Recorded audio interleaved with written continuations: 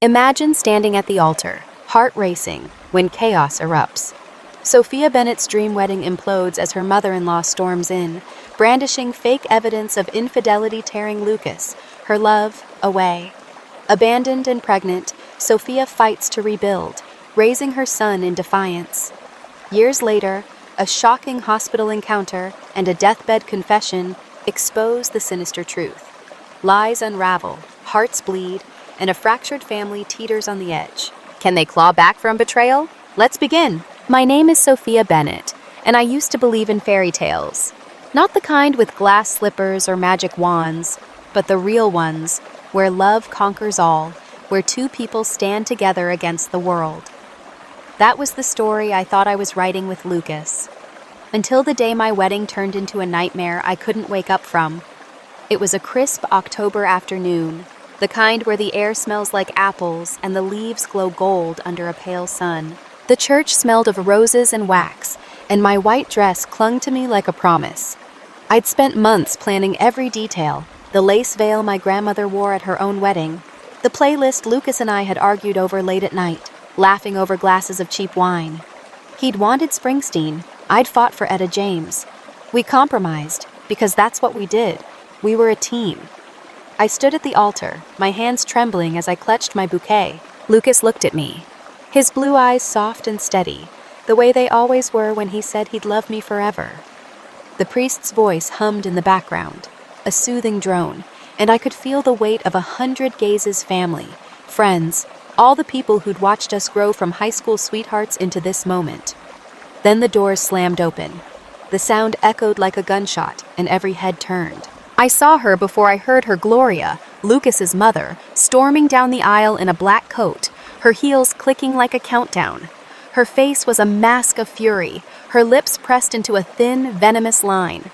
She held a stack of papers in her hands, waving them like a weapon. "Stop this wedding!" she shouted, her voice slicing through the murmurs. "This woman is a liar and a fraud!" The air left my lungs.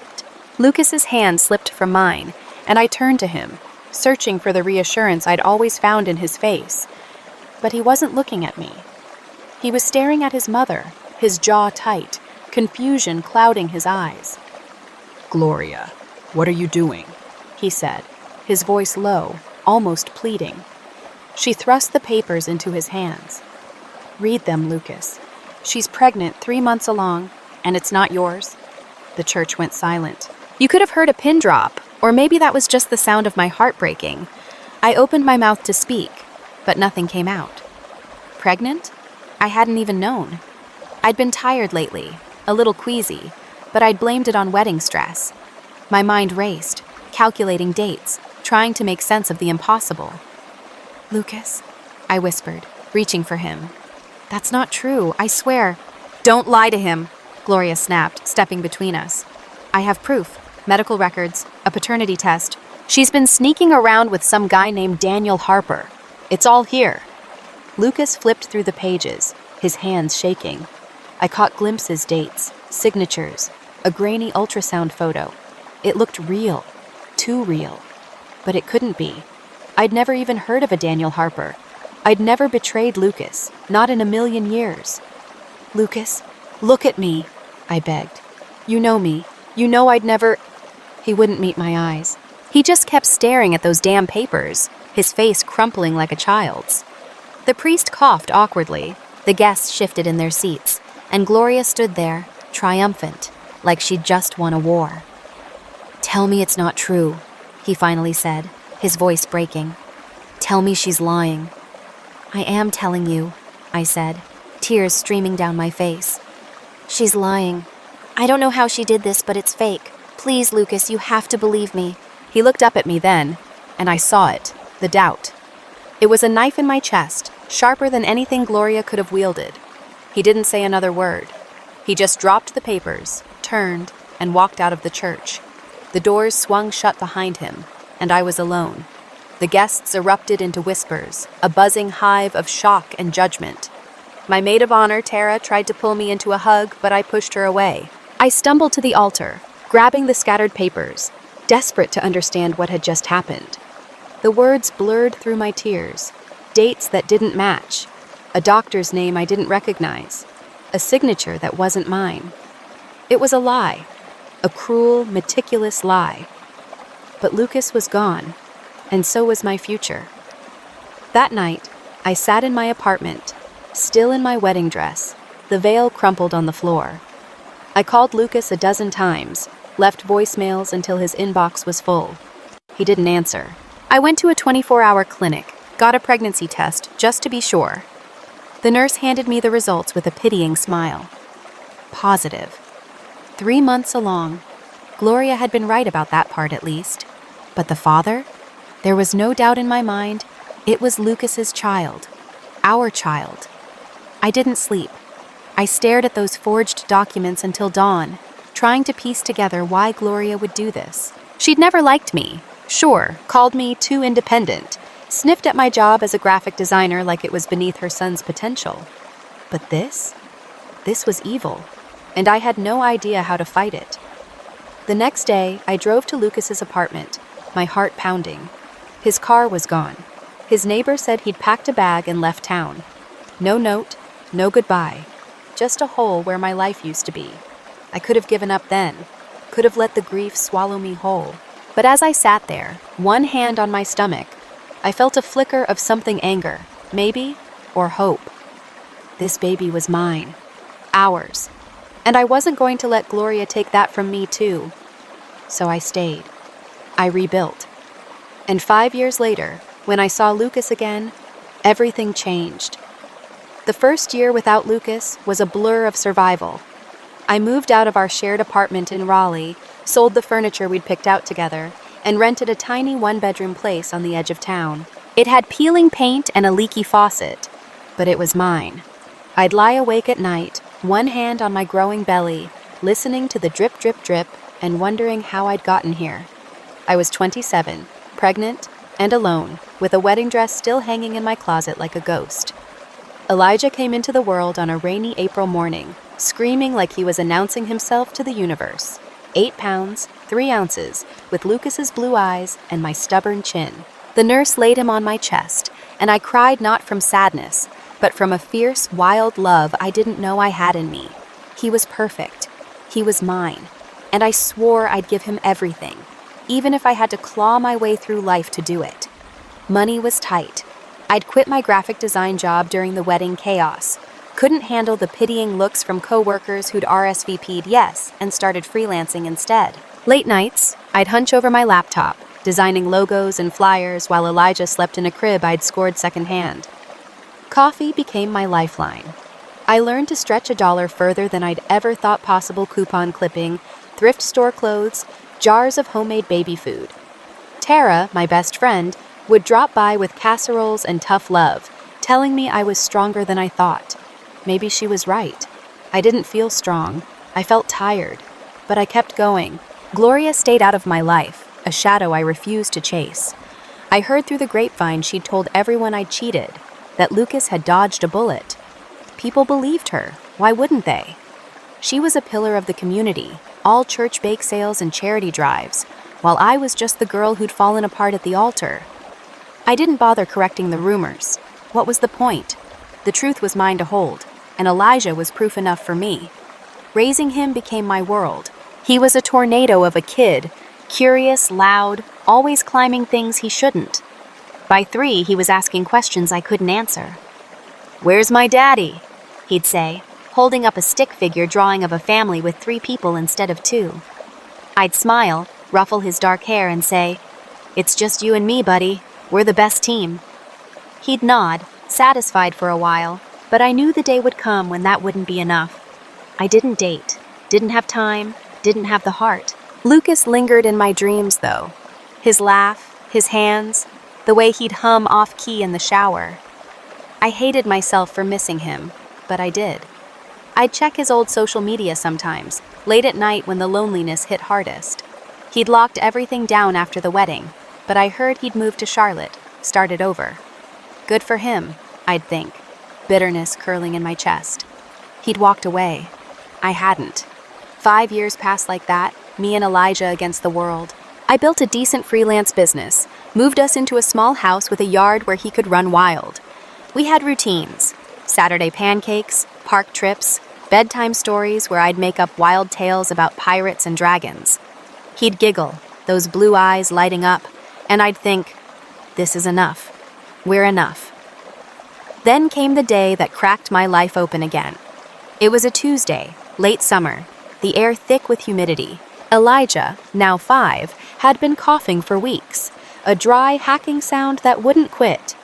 The pediatrician said it was probably just a bug, but when he spiked a fever that wouldn't break, I took him to the ER. He clung to me in the waiting room, his little body hot against mine, and I whispered nonsense to keep him calm, promises of ice cream, a new toy, anything to stop his whimpers. The doctor ordered tests. Hours dragged by, fluorescent lights buzzing overhead. I paced, texted Tara for moral support, tried not to panic. Finally, they called us back. Elijah needed fluids, maybe an overnight stay. I followed the nurse down a sterile hallway, cradling him, when I heard it, a voice I'd know anywhere.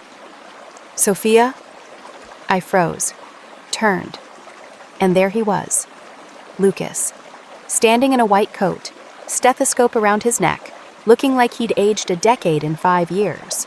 His hair was shorter, flecked with gray, and his eyes, God, those eyes were wide with shock. "What are you doing here?" I managed, my voice a rasp. I work here," he said, glancing at the chart in his hands, then back at me. "Pediatrics. I just transferred last month." His gaze dropped to Elijah, who stirred in my arms, and I saw the moment it hit him. The resemblance was undeniable. Those eyes, that jawline, a miniature version of the man I'd once loved. "Is he?" Lucas's voice trailed off, thick with something I couldn't name. I wanted to scream, to run, to throw every ounce of pain he'd left me with back in his face. But Elijah coughed, weak and ragged, and I remembered why I was there. "He's sick," I said, flat. "That's all that matters right now." Lucas nodded, stepping into doctor mode. He examined Elijah, ordered more tests, his hands steady even as his eyes kept flickering to mine. "Pneumonia," he said eventually. "Not severe, but we'd caught it early. Elijah would be fine with antibiotics and rest." Relief flooded me, but it didn't erase the tension coiling in my gut. When Elijah was settled in a room, asleep under a thin hospital blanket, Lucas lingered. "Can we talk?" he asked, quiet, like he was afraid I'd bolt. I wanted to say no, wanted to tell him to go to hell, but something in his face, guilt, maybe, or desperation, made me nod. We stepped into the hall, and he took a breath. "I've thought about you every day," he said. "What happened? What I did? I can't explain how sorry I am." "You left me," I cut in, my voice shaking. "You believed her over me. Do you have any idea what that did?" "I know," he said, running a hand through his hair. "I was stupid, confused. Mom, she had all this evidence and I couldn't think straight. I ran because I was a coward, Sophia.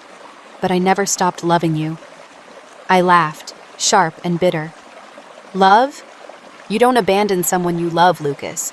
You don't leave them to raise your son alone." His face went white. "My son?" I didn't answer, just pointed through the glass at Elijah, sleeping with his tiny chest rising and falling. Lucas stared, tears welling up, and I saw the truth crash into him like a tidal wave. Before he could say more, a nurse interrupted. Another patient needed him. He hesitated, then scribbled his number on a scrap of paper. "Please," he said, pressing it into my hand. "Call me. We need to figure this out." I didn't promise anything.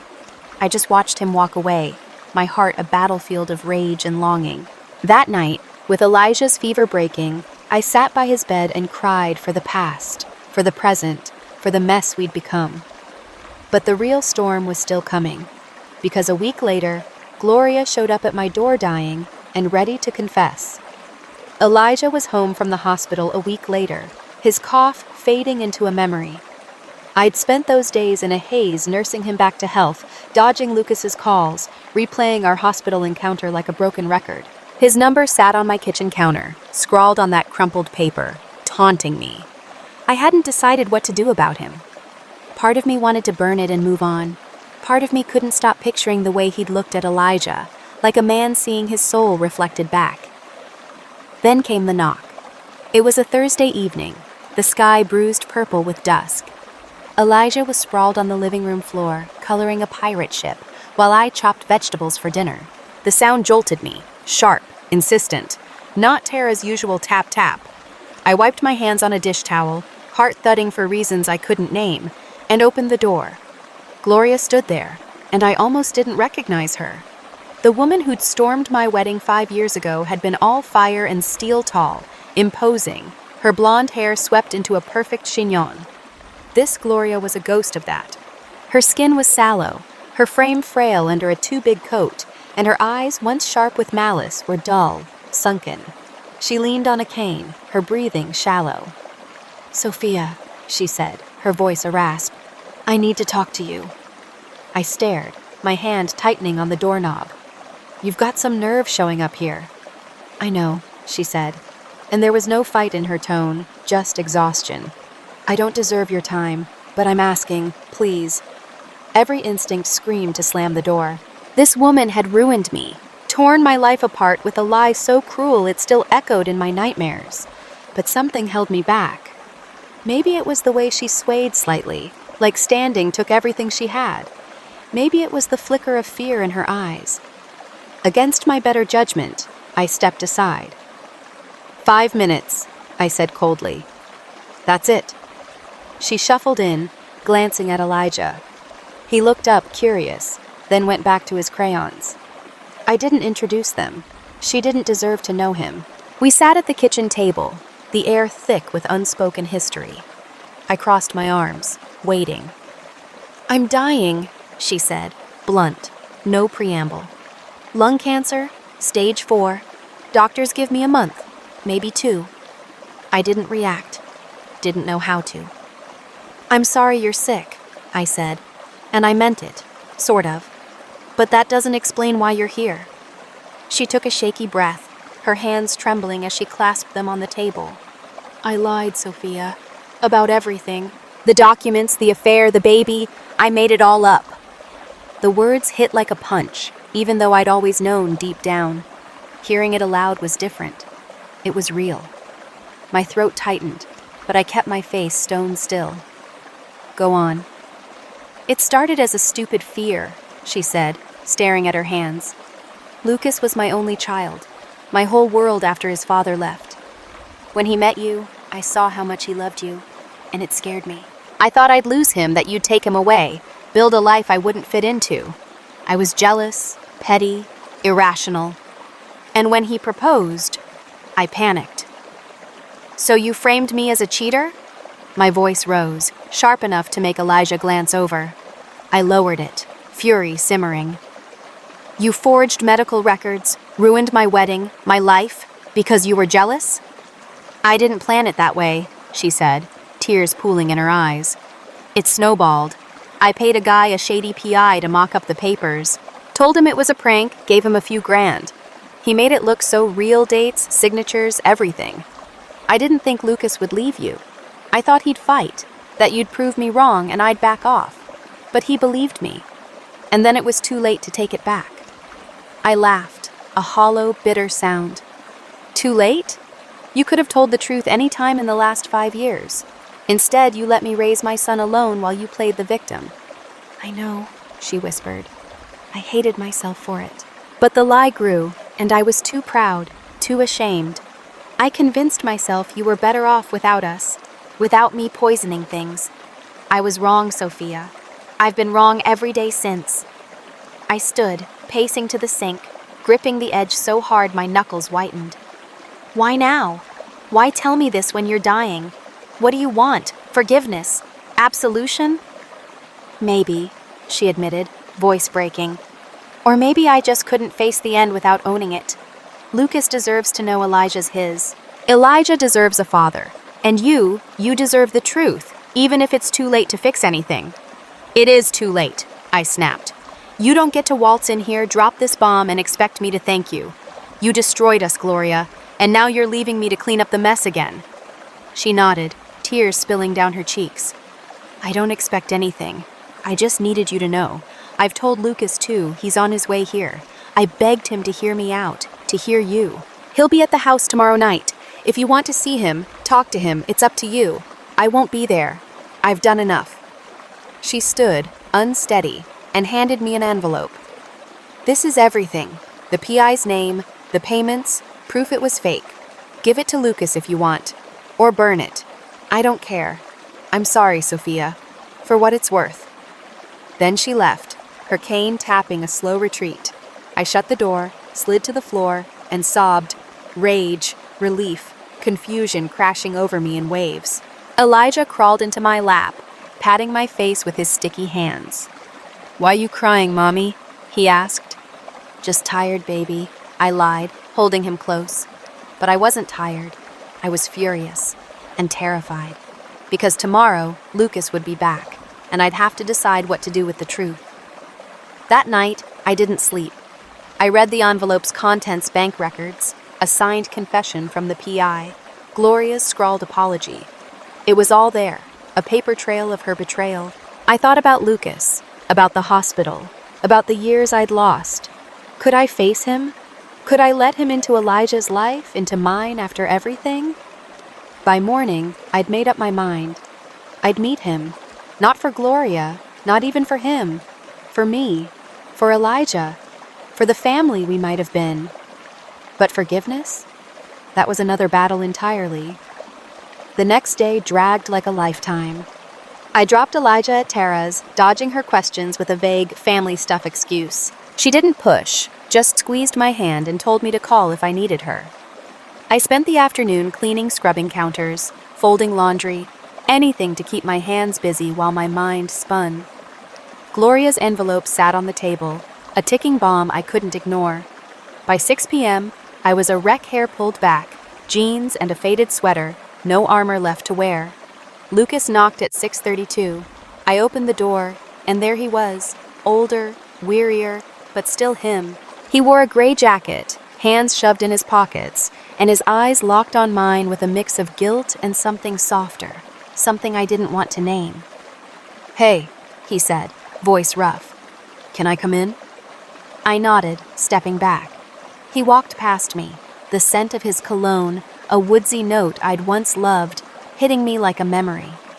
We stood in the living room, awkward as strangers, until I gestured to the couch. He sat. I didn't.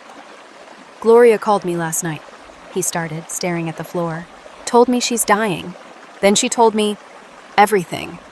The lies, the papers, how she set you up. I didn't want to believe her. Not because I doubted you, but because it meant I'd been wrong all this time. So wrong." I crossed my arms, leaning against the wall. "You didn't just doubt me, Lucas. You left me, walked out on our wedding, on me, on us. And now you're here because she confessed? What am I supposed to do with that?" He looked up, eyes red-rimmed. "I don't know. Yell at me, hate me, tell me to go. I deserve it." I was an idiot, Sophia. I let her get in my head, let those papers twist everything I knew about you. I ran because I couldn't face it, couldn't face you, but I never stopped regretting it. "Regret doesn't fix anything," I said, my voice trembling. "I raised Elijah alone. 5 years, Lucas. Doctor's visits, first steps, nightmares. I did it all while you were gone, building a life without me. Where was your regret then?" He flinched, like I'd slapped him. "I thought you cheated. I thought the baby wasn't mine. Mom, she made it so real, and I was too broken to question it. I moved to Charlotte, threw myself into work, tried to forget you. But I couldn't. Every day, I'd wonder what you were doing, if you were happy. And when I saw Elijah in the hospital," he swallowed hard. I knew I'd messed up worse than I could ever fix. I grabbed the envelope from the table, tossing it onto the couch beside him. "There's your proof. Her confession, the PI's name, the money she paid. It's all there. You can read it, burn it, whatever. But it doesn't change the past." He picked it up, fingers tracing the edges, but didn't open it. "I don't need to read it. I believe you. I should have believed you then." "Yeah, you should have," I snapped, tears prickling my eyes. "Do you know what it was like? Standing there in that church, watching you walk away? I was pregnant with your son, Lucas. I didn't even know it until that night. And by then, you were gone. I had to figure it out alone while your mother spread lies about me." He stood, closing the distance between us, but stopped when I held up a hand. I'm so sorry. He said, voice cracking. I can't undo it, but I want to try. For Elijah. For you. I want to know him, Sophia. "I want to be his dad if you'll let me." That broke me. Not the apology, not the guilt, but the hope in his voice. I thought of Elijah, his questions, his drawings, the empty space where a father should have been. I'd built us a life, a good one, but it wasn't whole. Could it be? Could I trust Lucas again, even a little? "Why should I?" I asked, quieter now. "Why should I let you in after everything?" Because I love you, he said, raw and simple. I never stopped. And that boy, he's ours. I've missed 5 years, and I'll hate myself forever for that. But I don't want to miss more. I turned away, staring out the window at the darkening street. Love. It was a word we'd thrown around so easily once, a promise we'd meant to keep. Now it felt heavy, tangled in pain and time. "I don't know if I can love you back," I said finally. "Not like before. And Elijah, he doesn't know you. You can't just walk in and be his dad overnight." I know, he said. I'll take it slow. "Whatever you need. Therapy, supervised visits, anything. Just don't shut me out." I faced him again, searching his eyes. They were the same ones I'd fallen for at 17, the ones I'd dreamed of in that church. But they were different now, haunted, humbled. "We'll try," I said, barely a whisper. "For Elijah. Not a promise, not a redo, just a start. But you have to prove it, Lucas, every day." Relief flooded his face and he nodded, tears spilling over. "I will. I swear."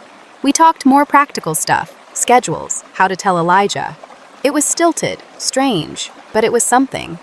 When he left, I sat on the couch, holding that envelope, and cried. Not from anger this time, but from the weight of possibility. The next week, Lucas met Elijah officially. We kept it simple, a park picnic, me hovering like a hawk. Elijah was shy at first, clutching my hand, but Lucas won him over with a toy stethoscope and a goofy grin. "You're a doctor?" Elijah asked, wide-eyed.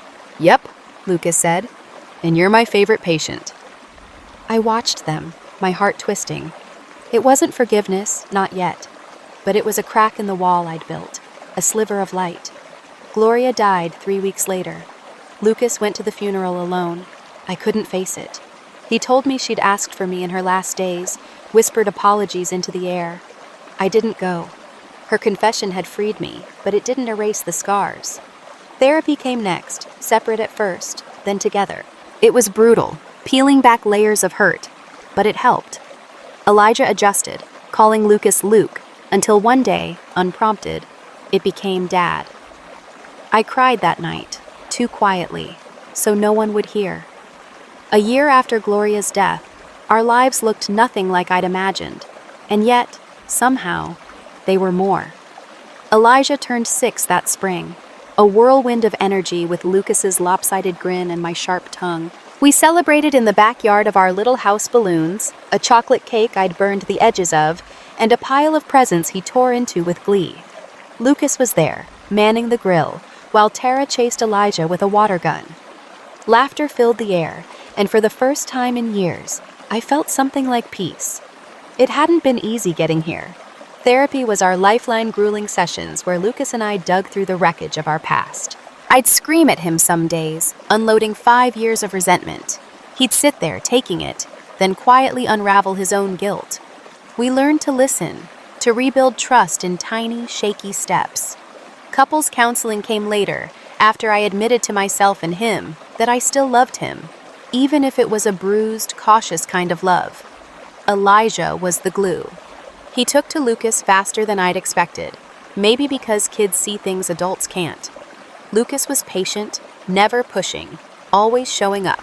He'd drive over after shifts at the hospital, bleary-eyed, just to read Elijah a bedtime story.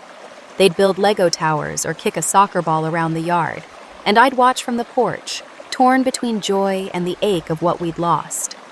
But Elijah's smile, God, that smile made it worth it. We didn't move in together right away. I needed space, boundaries, proof this wasn't a fluke. Lucas rented a place 10 minutes away, close enough for Elijah but far enough for me to breathe. He'd come over for dinners, awkward at first, then easier, until it felt almost normal. One night, after Elijah was asleep, we sat on the couch with a bottle of wine, talking about nothing, work, the weather, a dumb movie we'd seen years ago. He reached for my hand, hesitant, and I let him. That was the night I knew we'd make it, not as the kids we'd been, but as the people we'd become. Gloria's shadow lingered, though. Lucas kept her ashes in an urn at his apartment, unsure what to do with them. He'd visit her grave sometimes, alone, wrestling with the mother he'd loved and the monster she'd been. I didn't go, not out of spite, but because I'd said my piece the night she confessed. Her apology hadn't healed me. Living had. Still, I felt a strange pity for her, a woman so afraid of losing love that she'd destroyed it instead. Forgiveness crept in slowly. Not the grand, tearful kind you see in movies, but the quiet sort that lets you sleep at night. I forgave Lucas first, piece by piece, as he proved himself, showing up for Elijah's school plays, fixing my leaky sink, holding me when I cried about nothing and everything. Forgiving Gloria was harder. I'd stare at old photos Lucas kept, her smiling at his graduation, baking cookies with him as a kid, and try to reconcile that woman with the one who'd ruined me. I never fully got there, but I let go of the hate. It was too heavy to carry. One crisp fall day, we took Elijah to the coast, a family trip, our first. He ran along the shore, chasing waves, while Lucas and I walked behind, hands brushing. The wind whipped my hair, and I caught Lucas watching me, a soft smile on his face. "What?" I asked, nudging him. "Just thinking," he said, "about how lucky I am, how I almost lost this." I didn't reply, just slipped my hand into his. We weren't perfect. There were still fights, silences, days I'd doubt everything. But we were here, together. That night, Elijah fell asleep in the hotel room, sprawled between us, his little snores filling the space. Lucas reached over him, touching my cheek. "Marry me," he whispered. Again, for real this time. My breath caught. I'd dreamed of that church moment for years, first with hope, then with pain. Could I do it again? Risk it all? "Yes," I said, barely audible. "But no big wedding, just us." He grinned, tears in his eyes. "Deal." We married 3 months later, courthouse, jeans, Elijah as our witness. Tara brought flowers, and we laughed through vows we'd written on napkins.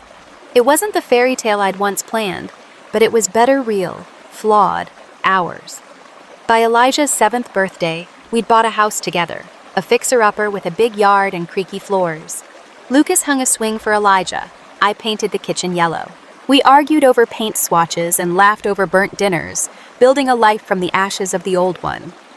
Gloria's urn found a spot on the mantel, a silent piece of the puzzle we'd all fit into. I won't say it's perfect. Some nights, I still wake up from dreams of that church, heart pounding. Lucas still carries guilt he'll never fully shake. But we've got Elijah, our wild, wonderful boy, and each other, and that's enough. Redemption isn't a straight line. It's messy, slow, full of stumbles. But as I sit here, watching Lucas chase Elijah through the grass, I know we've found it. Not the end, but a beginning. A family fractured once, now whole in its own broken way.